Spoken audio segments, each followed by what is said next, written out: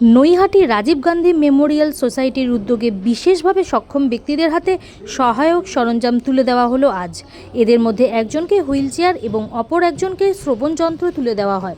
মূলত ব্যারাকপুর মহকুমার এক বিশিষ্ট সাংবাদিকের অনুরোধে নৈহাটি রাজীব গান্ধী ওয়েলফেয়ার সোসাইটি কর্ণধার তথা নৈহাটি পৌরসভার কাউন্সিলর গৌরচন্দ্র দাসের উদ্যোগে নৈহাটি পৌরসভায় এই দুজনকে তাদের সহায়ক সরঞ্জাম তুলে দেন নৈহাটি পুরসভার পৌরপ্রধান অশোক চ্যাটার্জি।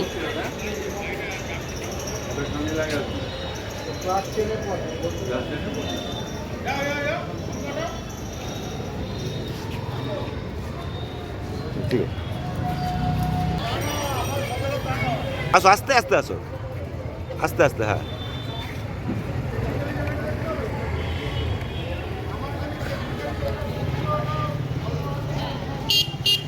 যাও আস্তে আস্তে যাও যাও চলে যাও।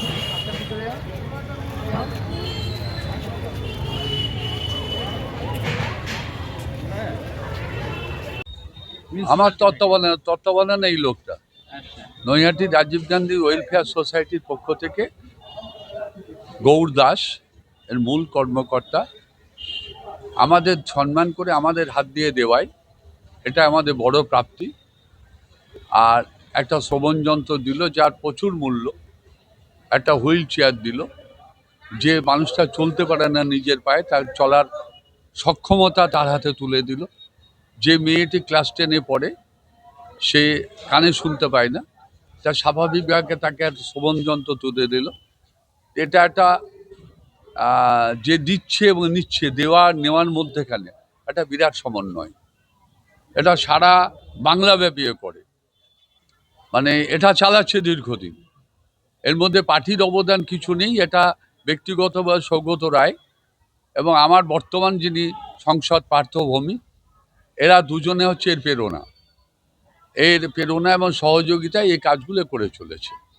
আমরা ও সঙ্গে থেকে ওর এই উদার মানসিকতার আমরা একটু সাহস যোগাই, একটু উৎসাহ যোগাই, এটা নিমিত্ত মাত্র।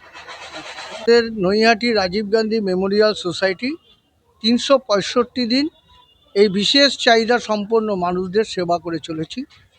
আমাদের যিনি প্রেরণা যোগান, আমার লোকসভা কেন্দ্রের মাননীয় সাংসদ শ্রী পার্থ ভৌমিকের নির্দেশ এবং তার প্রচেষ্টায় আমরা 365 দিন এই সেবা কাজ করে চলেছি।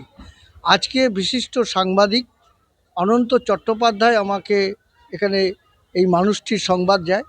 ছেলেটি বলছে এইটা যদি আমি পাই তাহলে আমি দুটো অন্যের সংস্থান পাবো, এটাকে সুন্দর করে এই গাড়িটাকে সাজিয়ে আমি একটা ব্যবসা করতে পারবো। সেই জন্যই আমরা কাউকে এটা ভিক্ষা করার জন্য দেব না, কেউ তার স্বনির্ভর হওয়ার জন্যই এই গাড়িটা আমাকে দেওয়া।